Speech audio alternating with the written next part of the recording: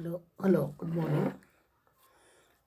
ಈಗ ನಾನು 6th standard history first chapter India our pride ಈ ಲೆಸನ್ ಎಕ್ಸ್ಪ್ಲೈನ್ ಮಾಡ್ತೀನಿ.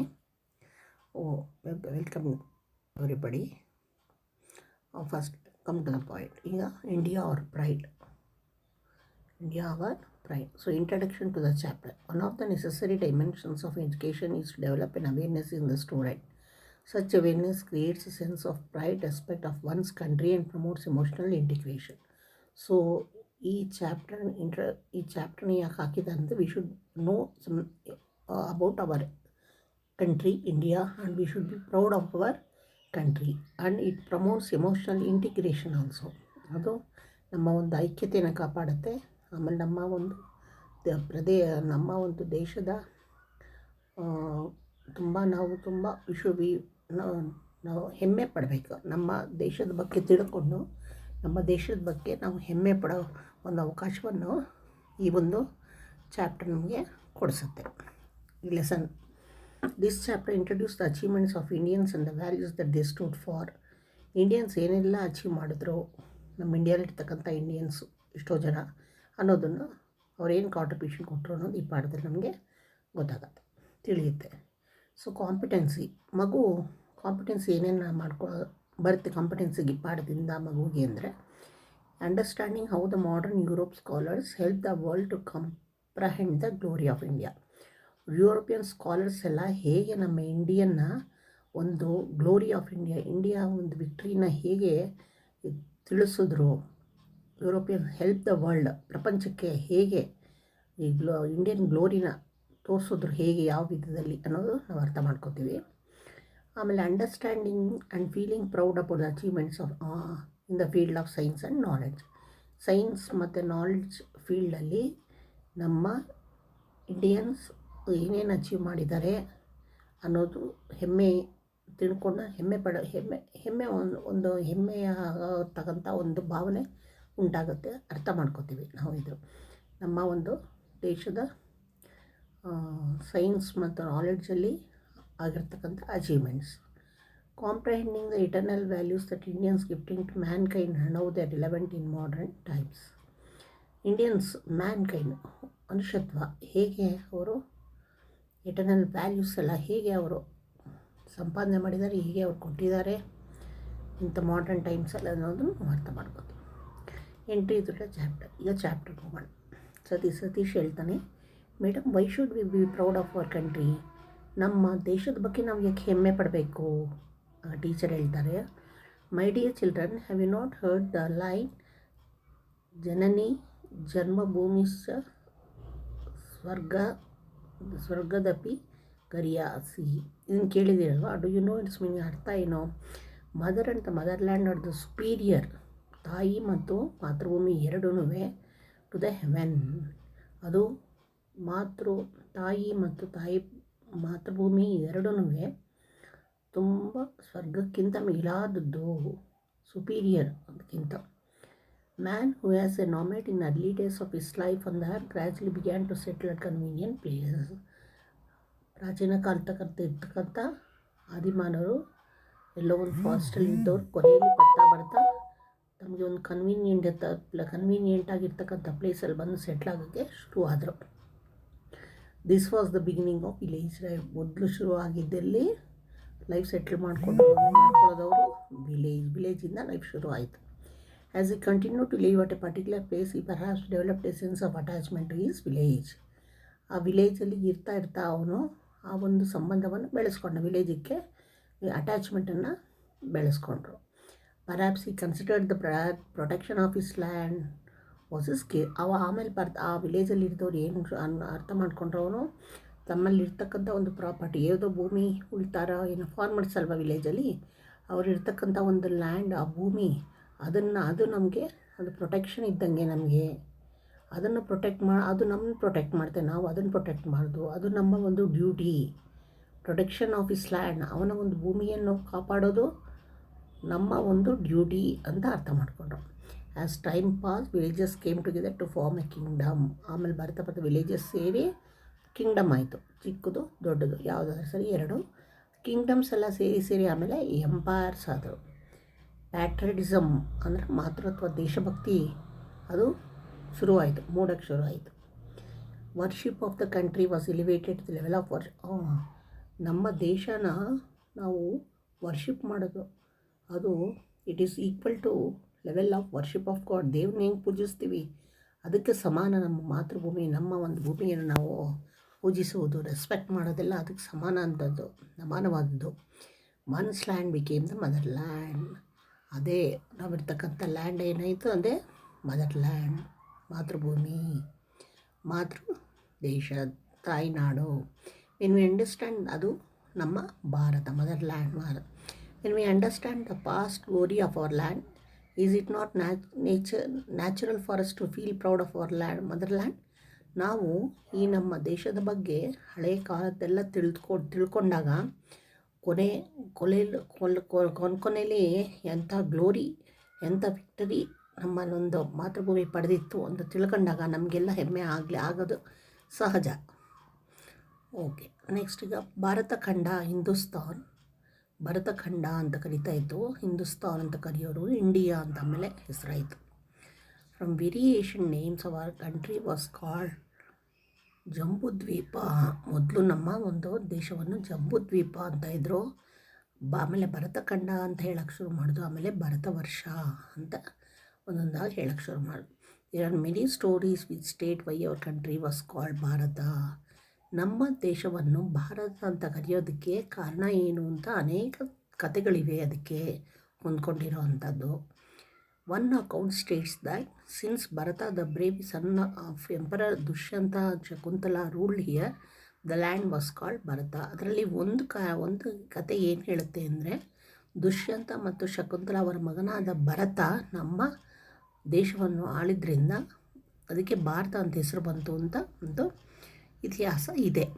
Other accounts point out the names of king Bharata, son of Vrishabhanath and the well known sage Jada Bharata. ಆಮೇಲೆ ಇನ್ನು ಸ್ವಲ್ಪ ಬೇರೆಯವ್ರು ಹೇಳ್ತಾರೆ, ವೃಷಭನಂತ ಆ್ಯಂಡ್ ಶೇಖ್ ಜದ ಭಾರತ, ಜಾಡ ಭಾರತ, ಅವರ ಮಗ ಕಿಂಗ್ ಭರತನು ಆಳಿದ್ರಿಂದ ನಮ್ಮ ದೇಶಕ್ಕೆ ಭರತ ಹೆಸರು ಬಂತು ಅಂತ ಅದನ್ನು ಹೇಳ್ತಾರೆ. ಅಬೌಟ್ 3000 years ago, 3000 ವರ್ಷಗಳ ಹಿಂದೆ, the Persians came in contact with the people of the Sindhu river valley. Persians Sindhu river valley ಹತ್ರ ಬಂದರು. They called the people Hindu. The Persians called the people Hindu ಅಂತ ಕರೆಯೋಕ್ಕೆ ಶುರು ಮಾಡಿದ ಜನನ, because they found it difficult to pronounce Sindhu. Sindhu ಜಾಗದಲ್ಲಿ ಇರ್ತಕ್ಕಂಥ ಜನ ಸಿಂಧೂ ಅಂತ ಹೇಳಕ್ಕೆ ಅವ್ರಿಗೆ ಪ್ರೊನೌನ್ಸ್ ಮಾಡೋಕ್ಕೆ ಕಷ್ಟ ಆಗಿದ್ದರಿಂದ ಅವರು ಹಿಂದೂ ಅಂತ ಹೇಳಕ್ಕೆ ಶುರು ಮಾಡಿದ್ರು. Later the Greeks had contact with the Indians and they called the people Hindu instead of Hindu. ಆಮೇಲೆ ಗ್ರೀಕ್ಸ್ ಬಂದು ಅವ್ರನ್ನ ನಮ್ಮ ಇಂಡಿಯನ್ಸ್ನ ಅವರು ಹಿಂದೂ ಅಂತ ಹಿಂದೂ ಅಂತ ಕರೆಯೋ ಬದಲು ಹಿಂದೂ ಅಂತ ಆಮೇಲೆ ಹಿಂದೂ ಅಂತ ಕರೆಯೋಕ್ಕೆ ಶುರು ಮಾಡೋದು, ಹಿಂದೂ ಅಂತ ಕರೆಯೋಕ್ಕೆ ಶುರು ಮಾಡೋದು. In Muslims invited India, Muslims ನಮ್ಮ ಭಾರತವನ್ನು ಅಟ್ಯಾಕ್ ಮಾಡೋಕ್ಕೆ ಬಂದಾಗ the word Hindu gain much currency. Hindu ಅನ್ನೋ ಒಂದು ಹೆಸರು ಒಳ್ಳೆಯ ಪ್ರಭಾವವನ್ನು ಬೀರಿತ್ತು. They called our country Hindustan. So ಅದಕ್ಕೆ ಅವರು ಹಿಂದೂಸ್ತಾನ್ ಅಂತ ಕರೆಯೋಕ್ಕೆ ಶುರು ಮಾಡಿದ್ರು. ಲ್ಯಾಂಡ್ ಆಫ್ ಹಿಂದೂಸ್ತಾನ್ ಅಂದರೆ ಹಿಂದೂಗಳು ಇರ್ತಕ್ಕಂಥ ಪ್ರದೇಶ ಹಿಂದೂಸ್ತಾನ್ ಅಂತ. And the people and the religion Hindu, ಆ ಜನರು ಹಿಂದೂ, ಆಮೇಲೆ ಅವರ ಒಂದು ಧರ್ಮನೂ ಹಿಂದೂ ಧರ್ಮ ಅಂತ ಹೇಳೋದು. The Europeans who came later, ಆಮೇಲೆ ಯುರೋಪಿಯನ್ಸ್ ಬಂದ್ರಲ್ಲ ಅವ್ರೇನು ಮಾಡಿದ್ರು, ನಮ್ಮ ಕಂಟ್ರಿನ ಇಂಡಿಯಾ ಆ್ಯಂಡ್ ಅವರ್ ಸನಾತನ ಧರ್ಮ ಹಿಂದೂಯಿಸಮ್. ನಮ್ಮ ದೇಶವನ್ನು ಇಂಡಿಯಾ ಅಂತ ಕರೆಯೋಕ್ಕೆ ಶುರು ಮಾಡಿದ್ರು, ಹೆಸರಿಟ್ರು. ಆಮೇಲೆ ಸನಾತನ ಧರ್ಮ, ನಮ್ಮ ಧರ್ಮ ಹಿಂದೂಯಿಸಮ್, ಹಿಂದೂ ಧರ್ಮ ಅಂತ ಹೇಳಕ್ಕೆ ಶುರು ಮಾಡಿದ್ರು. ಇದು ಏನ್ಷಂಟ್ ಇಂಡಿಯಾ. ಭರತನಲ್ಲಿ ಭಾ ಮೀನ್ಸ್ ಲೈಟ್, ಭಾ ಅಂದರೆ ಬೆಳಕು, Bharata means Bharat is a country interested in the light of knowledge. ನಮ್ಮ ಭಾರತ ಅನ್ನೋದು ಇನ್ನೂ ಒಂದು ಹೇಗೆ ಹೆಸರು ಬಂತು ಅಂದರೆ, ಅದು ಒಂದು ಭಾರತ ಅಂದರೆ ಭಾ ಅಂದರೆ ಲೈಟ್ ಆಫ್ ನಾಲೆಡ್ಜ್ ತುಂಬ ಇರ್ತಕ್ಕಂಥ ಒಂದು ಬೆಳಕು ಇರುವ ದೇಶ ನಮ್ಮ Bharat. Having inherit this spirit we are Bharatiyas. ಆ ಭಾರತ ದೇಶದಲ್ಲಿ ಇರ್ತಕ್ಕಂಥ ನಾವು ಭಾರತೀಯರು ಅಂತ ಹೇಳ್ಬಾರ್ದು. Observe the names of Asian sites in the given in the map. ಹಳೆಯ ಹೆಸರುಗಳು ಹಳೆ ಮ್ಯಾಪ್ಸಲ್ಲಿ ಇರ್ತದನ್ನು ಗಮನಿಸಿ. These are found in instruction of those day. ಈ ಹೆಸರುಗಳು ಕೆತ್ತನೆ ಕೆಲಸಗಳು ಇದರಲ್ಲಿ ಸ್ಕಲ್ಪ್ಚರಲ್ಲಿ ಇನ್ಸ್ಕ್ರಿಪ್ಷನ್ಸಲ್ಲಿ ಸಿಕ್ಕಿರೋ ಹೆಸರುಗಳು ಅವೆಲ್ಲ. Many names have change. ಈಗ ಎಲ್ಲ ಹೆಸರು ಚೇಂಜ್ ಆಗೋಗಿದೆ. ಮಗಧ ಅನ್ನೋದೇ ಮಗಧ ರಾಜ್ಯ ಕಿಂಗ್ಡಮ್ ಇತ್ತಲ್ಲ, ಅದನ್ನು ಬಿಹಾರ್ ಅಂತ ಕರಿತೀವಿ. ಕಳಿಂಗನ ಒಡಿಶಾ ಅಂತೀವಿ. ಚೆರ ಅನ್ನೋದನ್ನು ಕೇರಳ ಅಂತೀವಿ. ಇಂದ್ರಪ್ರಸ್ಥ ಅನ್ನೋದು ಡೆಲ್ಲಿ ಅಂತೀವಿ. ಪ್ರಯಾಗ್ನ ಅಲಹಾಬಾದ್ ಅಂತೀವಿ. But some of the names have remain the same even to this day. But ಕೆಲವು ಮಾತ್ರ ಹೆಸರು ಹಂಗೆ ಉಳ್ಕೊಂಡಿದೆ. ಯಾವ್ಯಾವುದು? Kashmir, Nepal, Kailasa, Kurukshetra, Ayodhya, Kashi, Mathura. Place names change periodically. ಬರ್ತಾ ನೇಮ್ಸ್ ಚೇಂಜ್ ಆಗುತ್ತೆ ಸ್ವಲ್ಪ ದಿನ ಆಗ್ತಾ. ಎಕ್ಸಾಂಪಲ್ ಏನಾಯ್ತು ಈಗ? ಫಾರ್ ಎಕ್ಸಾಂಪಲ್ ಏನು? ಮೆಡ್ರಾಸ್ ಅನ್ನೋದು ಚೆನ್ನೈ ಅಂತಾಯಿತು. ಬರೋಡಾ ಅನ್ನೋದು ವಡೋದರ ಅಂತಾಯಿತು. ಬಾಂಬೆ ಅನ್ನೋದು ಮುಂಬೈ ಆಯಿತು. ಈ ಥರ map is given in the begin itself in order to introduce a phenomenal change of such place. ಅಲ್ಲಿ ಮ್ಯಾಪ್ ಕೊಟ್ಟಿದ್ದಾರಲ್ಲ, ಅದರಲ್ಲಿ ಚೇಂಜ್ ಆಗಿರೋ ನೇಮ್ಸ್ ಮ್ಯಾಪಲ್ಲಿ ಇದೆ. European scholar discovered glory of India. European scholars ಏನು ಪಂಡಿತರು ಅವರು ನಮ್ಮ ಒಂದು ಭಾರತದ ಒಂದು ಗ್ಲೋರಿ ವಿಕ್ಟ್ರಿನ ಡಿಸ್ಕವರ್ ಮಾಡಿದ್ರು. Some English scholars for response for making the world knowns Indian glory. English scholars ಕೂಡ, ಇಂಗ್ಲೀಷ್ ಪರ್ಟ್ಸ್, ದೊಡ್ಡ ಸಾಹಿತಿಗಳು ಕೂಡ ದೇ ಆರ್ ದ ರೆಸ್ಪಾನ್ಸಿಬಲ್. ನಮ್ಮ ಒಂದು ಭಾರತದ ಬೆಳಕನ್ನು ತೋರಿಸಿದವರು, ಗ್ಲೋರಿ ಅದರ ವಿಕ್ಟ್ರಿನ ತೋರಿಸಿದವರು ಅವರು ಕೆಲವರು. ಪ್ರಾಮಿನೆಂಟ್ ಅಮಾಂಗ್ ದೆಮ್ ತುಂಬ ಇಂಪಾರ್ಟೆಂಟ್ ಯಾರು ಅಂದರೆ, ತುಂಬ prominent famous William Jones. He was the judge of the supreme court of India. ಅವರು ಸುಪ್ರೀಂ ಕೋರ್ಟ್ನ ಜಡ್ಜ್ ಆಗಿದ್ದರು ಡ್ಯೂರಿಂಗ್ ಬ್ರಿಟಿಷ್ ಟೈಮಲ್ಲಿ. ಹಿ ವಾಸ್ ವೆರಿ ಇಂಟೆಲಿಜೆಂಟ್, ತುಂಬ ಇಂಟೆಲಿಜೆಂಟ್ ಆಗಿದ್ದು. ಹಿ ಲರ್ನ್ ಸ್ಯಾನ್ಸ್ಕ್ರಿಟ್ ಫ್ರಮ್ ಸ್ಕಾಲರ್ಸ್ ಇನ್ ಬೆಂಗಾಳಲ್ಲಿ ಇರ್ತಕ್ಕಂಥ ಸಂಸ್ಕೃತದ ಪಂಡಿತರಿಂದ ಅವರು ಸಂಸ್ಕೃತ ಕಲ್ತಿದ್ರು. ಜಾನ್ಸ್ ರಿಮಾರ್ಕ್ಡ್, ಅವ್ರು ಏನು ಹೇಳಿದ್ರು? Vocabulary of Sanskrit language is wonderful. ಸಂಸ್ಕೃತದ ಪದಗಳು ತುಂಬ ಚೆನ್ನಾಗಿರುತ್ತವೆ, ವಂಡರ್ಫುಲ್ ಅಂತ ಹೇಳಿದರು. ಈ ಎಸ್ಟಾಬ್ಲಿಷ್ಡ್ ಏಷ್ಯಾ ಸೊಸೈಟಿ ಅಂದರೆ ಅದು ಒಂದು ಸ್ಕಾಲರ್ಸ್ ಗ್ರೂಪ್, ಒಂದು ಸ್ಕಾಲರ್ಸ್ನ ಒಂದು ಗುಂಪು ಟು ಸ್ಟಡಿ ಇಂಡಿಯಾ ಟೆಕ್ಸ್ಟ್ ಎಲ್ಲ ಓದೋದಕ್ಕೆ ಒಂದು ಏಷ್ಯನ್ ಸೊಸೈಟಿ ಸ್ಕಾಲರ್ಸ್ ಗ್ರೂಪ್ನ ಒಂದು ಎಸ್ಟಾಬ್ಲಿಷ್ ಮಾಡಿದ್ರು. ಈ ಗ್ರೂಪು ಏನು ಮಾಡ್ತು? ಭಗವದ್ಗೀತಾನ ಇಂಗ್ಲೀಷ್ನಲ್ಲಿ ಜಾನ್ಸ್ ಅವರು ಎಡಿಟ್ ಮಾಡಿ ಪಬ್ಲಿಷ್ ಮಾಡಿದ್ರು. ಅದು ಮೊದಲನೇ Sanskrit work publish from commentary in ಮೊದಲ ಸಂಸ್ಕೃತ ಕೆಲಸ ಇಂಗ್ಲೀಷಲ್ಲಿ ಬಂದಿರೋದು ಮೊದಲನೇ ಪುಸ್ತಕ ಇದೆ, Bhagavadgita. This was the first Sanskrit work. Williams John God, ಆಮೇಲೆ ಆಮೇಲೆ ಬೇರೆ ಪುಸ್ತಕಗಳನ್ನು ಬರೆದರು. ಶಕುಂತಲಾ ಅನ್ನೋದು ರೆಡಿ ಫಾರ್ ಪಬ್ಲಿಕೇಶನ್ ರೆಡಿ ಇದೆ ಅದು. ಲೇಟರ್ ಆಮೇಲೆ ಫ್ರೆಂಚ್, ಜರ್ಮನ್ ಸ್ಕಾಲರ್ಸ್ ಅವರೆಲ್ಲ ಬಂದು ಅವರು ಇಂಡಿಯನ್ ಕಲ್ಚರ್ನ ಸ್ಟಡಿ ಮಾಡಿದ್ರು. ಅಟ್ ದ ಟೈಮ್ ಆಮೇಲೆ ಅವರ ಟೈಮಲ್ಲಿ 50 ಉಪನಿಷತ್ತುಗಳು 50 ಇದ್ವು. ಅದೆಲ್ಲನೂ ಫ್ರೆಂಚು ಮತ್ತು ಪರ್ಷಿಯನ್ ಲ್ಯಾಂಗ್ವೇಜ್ಗೆ ಟ್ರಾನ್ಸ್ಲೇಟ್ ಆಯಿತು. ನೋಡಿ, ಹೊರಗಿನ ದೇಶವರು ಎಷ್ಟು ಇಷ್ಟಪಡ್ತಾರೆ ನಮ್ಮ ದೇಶದನ್ನು ಕಲ್ಚರ್ನ. ಕಾಂಟ್ರಿಬ್ಯೂಷನ್ಸ್ ಆಫ್ ಇಂಡಿಯನ್ಸ್ ಟು ಮ್ಯಾಥಮೆಟಿಕ್ಸ್ಗೆ ಏನೇನು ಕಾಂಟ್ರಿಬ್ಯೂಷನ್ ಮಾಡಿದ್ರು ನಮ್ಮ ಇಂಡಿಯನ್ಸು. ಅಶೋಕನ್ ಅವ್ರೇನು ಮಾಡಿದ್ರು? Use numbers ಪ್ರೊಫ್ಯೂಸ್ಲಿ. Ashokan edicts use numbers ಪ್ರೊಫ್ಯೂಸ್ಲಿ. ಇವ್ರು ನಂಬರ್ಸ್ನ ತುಂಬ ಯೂಸ್ ಮಾಡ್ತಿದ್ರು. These are 2300 years old. 2300 ವರ್ಷಗಳ ಹಿಂದೆ. European nations did not know numerals even 1000 years later. European ನೇಷನ್ಗೆ ಇನ್ನೂ ನಂಬರ್ಗಳೇ ಗೊತ್ತಿರಲಿಲ್ಲ, ಇನ್ನೂ 1000 ವರ್ಷದ ಆಮೇಲೆ. ಈವನ್ ಅದಾದಮೇಲೂ 1000 ವರ್ಷಗಳಾದಮೇಲೂ ಅವ್ರಿಗೆ ನಂಬರ್ಸ್ ಗೊತ್ತಿರಲಿಲ್ಲ. ನ್ಯೂಮರಲ್ಸ್, ಡೆಸಿಮಲ್ಸ್, ಫ್ರ್ಯಾಕ್ಷನ್ಸ್, ಆಲ್ಜಿಬ್ರಾ ಇದೆಲ್ಲನೂ ಕಾಂಟ್ರಿಬ್ಯೂಟ್ ಏಷ್ಯನ್ ಇಂಡಿಯಾ ನಮ್ಮ ಇಂಡಿಯಾನೇ ಕಾಂಟ್ರಿಬ್ಯೂಟ್ ಮಾಡಿರೋದು ಇದನ್ನೆಲ್ಲ. ಅಂದರೆ ದಶಮಾಂಶಗಳು, ಭಿನ್ನರಾಶಿಗಳು, ಆಲ್ಜಿಬ್ರಾ ಇವೆಲ್ಲ. ಕ್ರೆಡಿಟ್ ಆಫ್ ಯೂಸಿಂಗ್ ಝೀರೋನ ಯೂಸ್ ಮಾಡೋದು numerical for the first time ಗೋಸ್ಟ್ರಿ. ಅದನ್ನು ಫಸ್ಟ್ ಬಳಕೆ ಮಾಡೋದು ನಮ್ಮ ಇಂಡಿಯನ್ಸೇ. ಕ್ಯಾಲ್ಕುಲೇಷನ್ಸ್ ತುಂಬ ಆಮೇಲೆ ಈಸಿ ಆಗೋಯಿತು ಝೀರೋ ಕಂಡಿಡಿದ ಮೇಲೆ. ಅರ್ತ್ ಈಸ್ ರೌಂಡ್, ನಮ್ಮ ಭೂಮಿ ರೌಂಡ್ ಆಗಿದೆ. ಇಟ್ ಗೋಸ್ ರೌಂಡ್ ದ ಸನ್ ಸುತ್ತುತ್ತದೆ. ಇದನ್ನು ತಿಳಿಸಿದವರು ಇಂಡಿಯನ್ನೇ. ಆರ್ಯಭಟ ಅನ್ನೋರು, ಅವರು ಇಂಡಿಯನ್ಸ್ ಅಸ್ಟ್ರಾನಮರ್ ಅವರು. ಆ್ಯಂಡ್ ಆಲ್ಸೋ ಹೈಫೋಪಟಿಯಾ ಇನ್ ಇಂಡಿಯನ್, ಆಮೇಲೆ ಗ್ರೀಕ್ ಸೈಂಟಿಸ್ಟ್ ಇನ್ನೊಬ್ಬರು ಹಿಪ್ಯಾಟಿಯಾ ಇವರೇ ಹೇಳಿರೋದು. 10 centuries ಲೇಟರ್, 100 ಶತಮಾನಗಳಾದಮೇಲೆ ಕೋಪರ್ನಿಕಸ್ ಅವ್ರೇನು ಮಾಡಿದ್ರು? ಎಲ್ಲ ಇದೆಲ್ಲ ಕ್ರೆಡಿಟ್ ಈ ಡಿಸ್ಕವರಿ ಮಾಡಿದ್ದನ್ನೆಲ್ಲ ಕ್ರೆಡಿಟ್ ಮಾಡೋದು ಮಾಡರ್ನಾಗಿ. ಇಂಡಿಯನ್ಸ್ ಪ್ರಿಪೇರ್ ಲಾಂಜಿಟ್ಯೂಡಿನಲ್ ಮ್ಯಾಪ್ಸ್, ದೊಡ್ಡ ದೊಡ್ಡ ಮ್ಯಾಪ್ಗಳನ್ನ ಕಂಡುಹಿಡಿದರು. ಲ್ಯಾಟ್ಯೂಡ್ಸ್ ಇರ್ತಕ್ಕಂಥ ಮ್ಯಾಪ್ಸು ಫಾರ್ ಸೇಲರ್ಸ್, ಅಂದರೆ ಬೋಟಲ್ಲಿ ಸೈಲ್ ಮಾಡೋರು, ಶಿಪ್ಪಲ್ಲಿ ಸೈಲ್ ಮಾಡೋರಿಗೆ.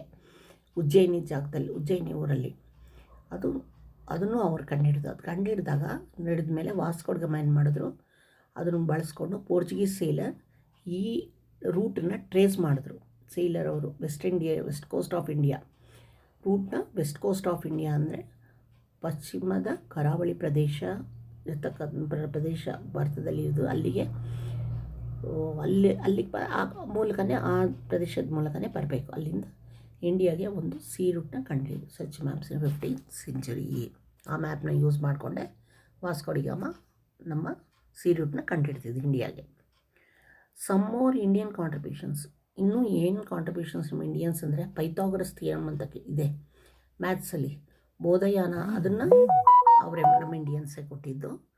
Next, the indivisible unit of matter is called atom ಅನ್ನೋದನ್ನು ಹೇಳಿದವರು ಇಂಡಿಯನ್ ಸೇಜ್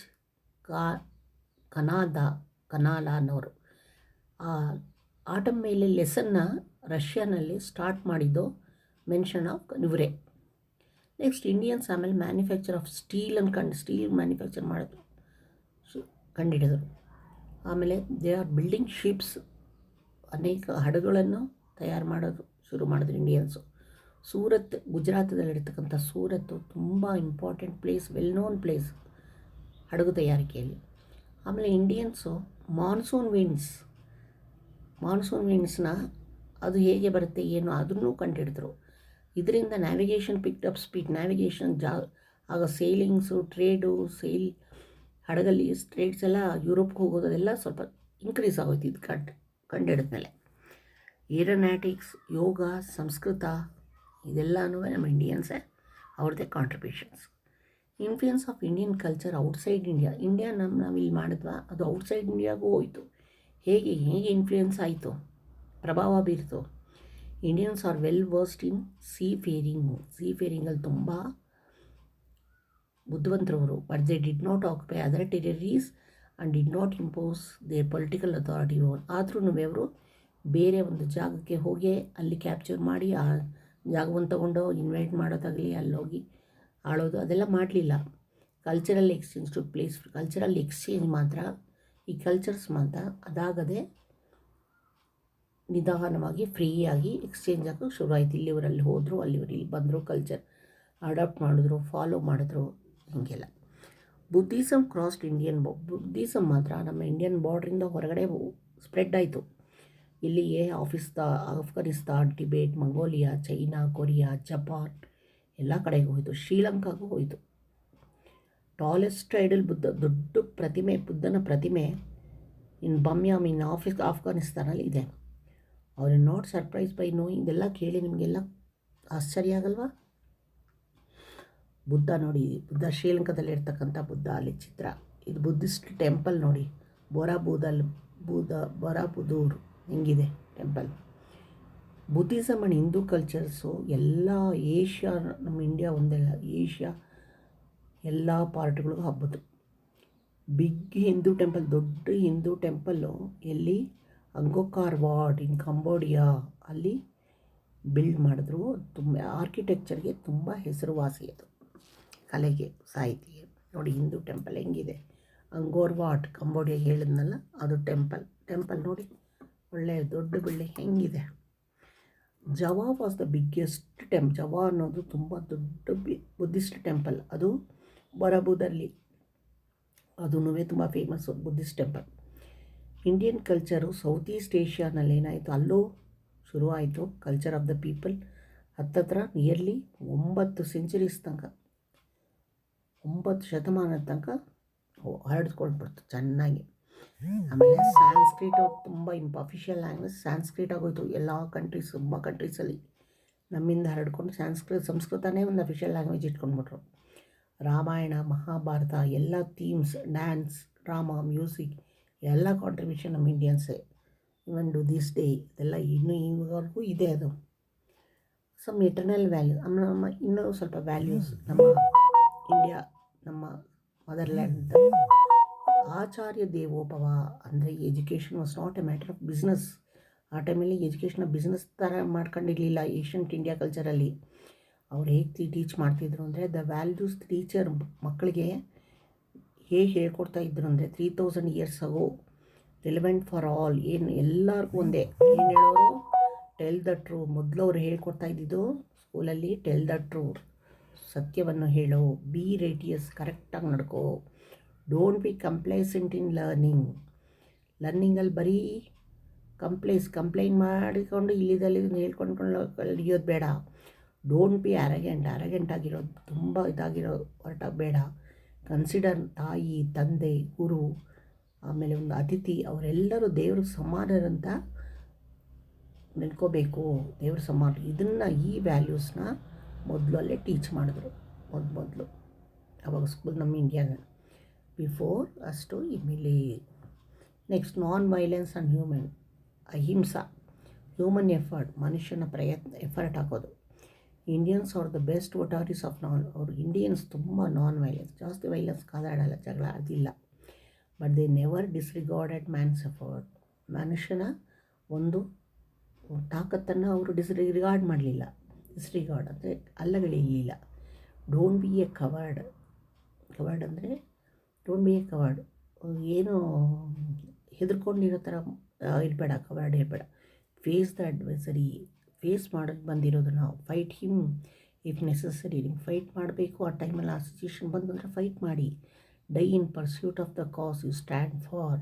ನಿನ್ನ ಒಳ್ಳೆಯದಕ್ಕೋಸ್ಕರ ಏನು ಮಾಡ್ತಾರೆ ಅದಕ್ಕೋಸ್ಕರ ಸಾಯಿ, ಪರವಾಗಿಲ್ಲ, ಅದನ್ನ ಜಯಿಸ್ಕೋಸ್ಕರ was the principle on which they structured ಇಲ್ಲ. ಇದ್ರ ಮೇಲೆ ಅವರು ಒಂದು ಜೀವನ ನಡೆಸ್ತಾಯಿದ್ರು. These values are relevant event, ಇವಾಗಲೂ ಅದು ಇದೆ. ಸರ್ವೇ ಜನ ಸುಖಿನೋ ಭವಂತು, let us all people be happy. ಸರ್ವೇ ಜನ ಸುಖಿನೋ ಭವಂತು ಅಂದರೆ ಎಲ್ಲ ಜನರು ಹ್ಯಾಪಿಯಾಗಿರೋಣ ಅನ್ನೋದು ಪರ್ಪಸ್ ಆಫ್ ಲೈಫ್, ಆವಾಗಿನ life. ವಾಸುದೈವ Kutumbakam, that hole earth, ಈ ಒಂದು ವಸುದೈವ ಕುಟುಂಬಕಂ ಅಂದರೆ ವಸುದೇವನ ಒಂದು ಕುಟುಂಬ ಇದ್ದಂಗೆ ನಮ್ಮ ಫುಲ್ಲು ಒಂದು ಭೂಮಿ ಅರ್ತ್, ನಮ್ಮ ಒಂದು earth planet. In our family forms a common tenet, ಅದರಲ್ಲಿ ನಮ್ಮ ಒಂದು ಸಂಸಾರ ಒಂದು ಸಣ್ಣ ಒಂದು ಸಂಸಾರ. ಫುಲ್ಲು ವಸುದೈವನ ಕುಟುಂಬ ಅಂತ ಅರ್ಥಕ್ಕಂಥ ಒಂದು ದೊಡ್ಡ ಅರ್ಥ ಕುಟುಂಬದಲ್ಲಿ ನಮ್ಮದು ಒಂದು ಸಂಸಾರ. ಈಕ್ವಾಲಿಟಿ ಆಫ್ ರಿಲೀಜಿಯನ್ಸ್, ಎಲ್ಲ ಧರ್ಮಕ್ಕೂ ಒಂದೇ ಸಮ ಭಾವನೆ. ಇಂಡಿಯಾ ಬಿಲೀವ್ಡ್, ಆ ಟೈಮಲ್ಲಿ ಇಂಡಿಯಾ ಅಲ್ಲಿ ಹೇಳ್ತಿದ್ರು ಎಲ್ಲ ರಿಲಿಜಿಯನ್ಸ್ ಇತ್ತು, ಎಲ್ಲ ಈಕ್ವಲ್ ಸಮ ಅಂತ ಹೇಳ್ತಾಯಿದ್ರು. ಆದರೆ ಎಲ್ಲ ಬೇರೆ ಬೇರೆ ಪಾತ್, ಅದರಲ್ಲಿ ರೂಟ್ ಬೇರೆ, ಬಟ್ ಗೋಲ್ ಏನು, ಎಲ್ಲ ಒಂದೇ ದೇವರಿಗೆ ಹೋಗೋದದು. ನೋಬಲ್ ಥಾಟ್ಸ್, ಒಳ್ಳೊಳ್ಳೆ ಆಲೋಚನೆಗಳು ಎಲ್ಲ ಡೈರೆಕ್ಷನ್ಸಿಂದ ಬಂತು. ನಾಲೆಡ್ಜ್ ಅನ್ನೋದು ಒಂದು ಬೆಳಕಿದ್ದಂಗೆ, ದೇ ಕ್ಯಾನ್ ಡ್ರೈವ್, ಅದು ಆ ಬೆಳಕು ಕತ್ತಲಿನ ಓಡಿಸ್ಬಿಡುತ್ತೆ. Drives whatever be our religion, ಯಾವುದೇ ಇರಲಿ religion, we follow same goal ಏನು, ಜರ್ನಿ ಟುವರ್ಡ್ಸ್ ದೇವ್ರ ಹತ್ರ ಹೋಗೋದು. ಅಂದರೆ ಆ ಒಂದು ಒಳ್ಳೆ ವ್ಯಾಲ್ಯೂನ ನಾವು ಪಡ್ಕೊಂಡು ಅದನ್ನು ಸೇರೋಕ್ಕೋಸ್ಕರ. ಪ್ರೇಯರ್ ಈಸ್ ಒನ್, ಅದರಲ್ಲಿ ರೂಟ್ ಯಾವುದು, ಪ್ರೇಯರ್ ಮುಖಾಂತರ. ಆಮೇಲೆ ಪ್ರಾಕ್ಟೀಸಸ್, ಅನೇಕ ಪ್ರಾಕ್ಟೀಸಸ್ಸು ಇರೋದು. ಗಾಡ್ ಈಸ್ ಒನ್, ದೇವರು ಒಂದು. ನೇಮ್ಸ್ ಮೇ ಬಿ ಡಿಫರೆಂಟ್, ಹೆಸರುಗಳು ಬೇರೆ ಇರ್ಬೋದು. ದೀಸ್ ಆರ್ ವೇದಿಕ್ ಇಂಜೆಕ್ಷನ್, ಇದೆಲ್ಲ ವೇದಿಕಲ್ಲಿ ಹೇಳ್ತೀವಿ, ವೇದಗಳಲ್ಲಿ ಹೇಳೋರು. These are the values propagated by the age old religions born in India.